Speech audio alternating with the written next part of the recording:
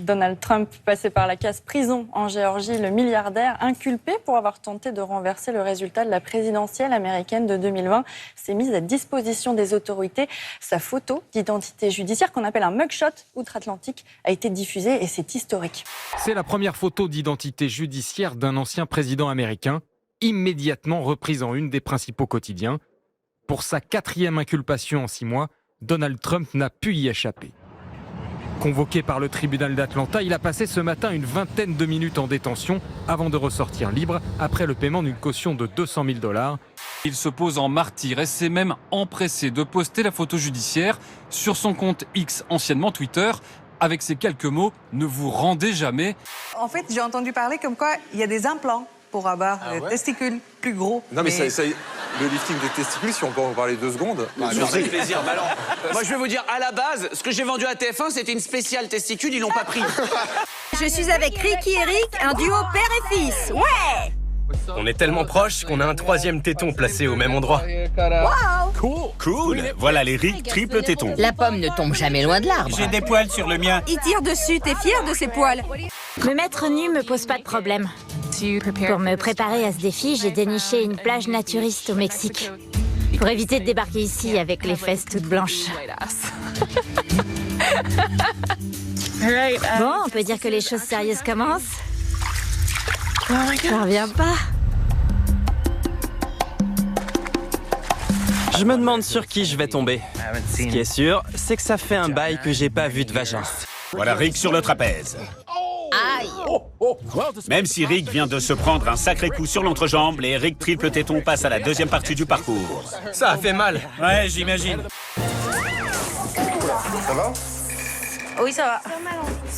Il y avait un caillou, il y avait quelque chose? Ouais, il y avait le petit trou entre là et là. Ça va aller.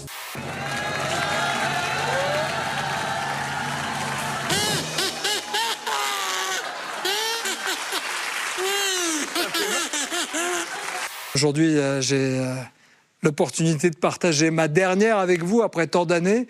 Autant vous dire que cette musique, je l'ai entendue pendant 16 ans, chaque semaine. Évidemment, ça va me manquer.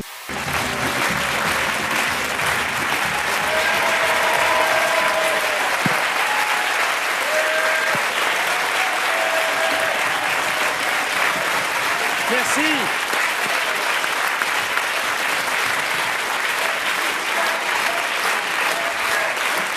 Merci beaucoup. Vous pouvez croiser ce 3e panneau, en tout cas en Afrique du Sud. C'est horrible. C'est horrible. D'accord. Il y a un crocodile en bas. Et si t'es en roulant. On vous emmène au Nicaragua. Regardez ces images carnet rose. Oh, c'est mignon ça. Bah ouais, ça va vous émouvoir. Un petit puma albinos, vous voyez, est né donc il y a un mois. Habituellement, le pelage, il est brun clair avec des petites taches noires. Bon, bah lui, il a décidé de sortir du lot. On n'a pas encore son nom, mais tout ce qu'on sait, c'est qu'il est protégé des visiteurs et qu'il est en excellente santé pour l'instant. Je sors du spectacle et là j'ai un message, il y a marqué « Michel Drucker veut te voir ». Moi je dis « Waouh ». J'appelle Olivier, je lui dis « T'as eu le message ?» Il me fait « Ouais ». Il me fait « C'est peut-être pour le testament ». Je dis « Putain, on va avoir un truc ». On sait pas. Peut-être qu'on va récupérer le canapé, il me dit. Attends.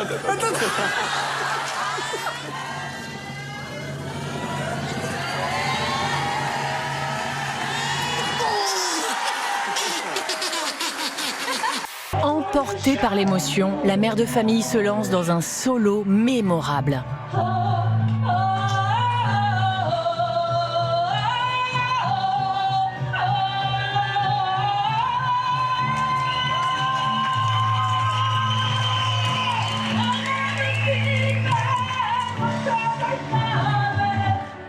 Le problème avec les pique-niques très arrosés au bord de la rivière, c'est que ça peut vite dégénérer.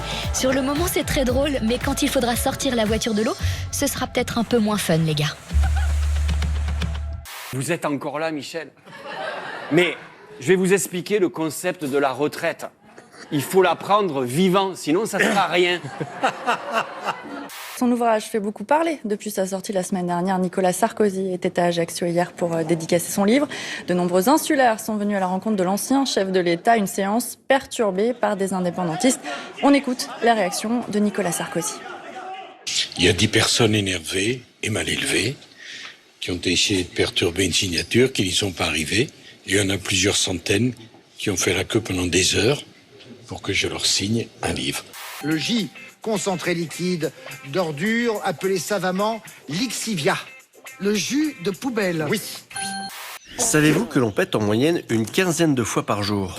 Mais pourquoi tant de P? Eh bien, on abrite dans notre intestin des bactéries chargées d'éliminer les déchets présents. Quand elles digèrent ces déchets, les bactéries libèrent des gaz, bref, elles pètent. Ces gaz s'accumulent et descendent le long du gros intestin pour arriver jusqu'à l'anus. Et quand il y en a trop, il faut que ça sorte, et c'est le P. C'est la peau située autour de l'anus qui vibre quand on pète. Plus il y a de pression, plus c'est brillant. Un petit test pour savoir si on sent bon de la bouche. Oui, on met un petit peu de salive. Il faut se lécher, là. Faut se lécher. Là, faites-le tous. Non, c'est bien, moi, tous c'est dans bien. le public aussi. Et tout le monde alors sèche là. Voilà. On laisse là, sécher un petit peu. Oui. Bon, en attendant, je vous explique, je vous raconte et puis vous sentirez après. Si ça sent mauvais, bon, c'est que vous sentez mauvais. Moi, ça va, moi. Et donc, c'est une infection. On peut. Mais j'adore. On peut péter jusqu'à 2 litres de gaz par jour. Effectivement, ça ne sent pas toujours la rose. Les flatulences, comme les appellent les médecins, contiennent notamment du sulfure d'hydrogène, connu pour son odeur de pourri. On trouve aussi dans les P du scatol, un produit chimique couramment utilisé en parfumerie. Car si à de fortes doses, le scatol sent très mauvais, à petite dose, il sent très bon. Merci.